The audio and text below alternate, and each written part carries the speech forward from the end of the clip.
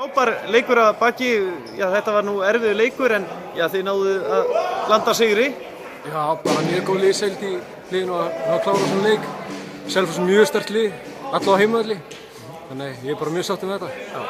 Og já það hefði ekki slæmt að koma hérna alla leið á Selfoss og ná sér í þessi 2 stig og já þið tókuðu þessu ekki sem sjálfsagðan hlut?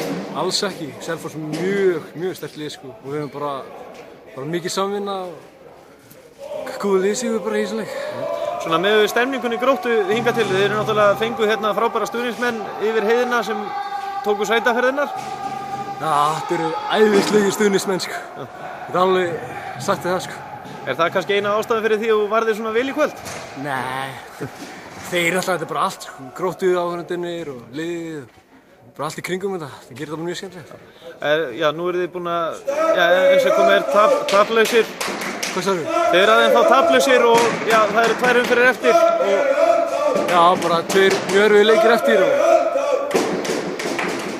Ég geti bara sagt það. Já, svona rétt í lokin, já þetta er náttúrulega, þið eru núna komið aðra höndina en þetta er náttúrulega ekki alveg gulltryggt. Þetta er ekki búið sko. Alltaf 2 leikir eftir og við ætlum að vinna á báða. Og þegar þessi 2 leikir eru búnir, hvað tekur svo við hjá okkur? Er þá bara fögnuður og meðan þið horfið á hina spila upp og... Ég veit það ekki, ég læti Gunnar þjálfara sem það. Já, nákvæmlega. Bestu þakkir og gangi ykkur vel. Já, takk fyrir það.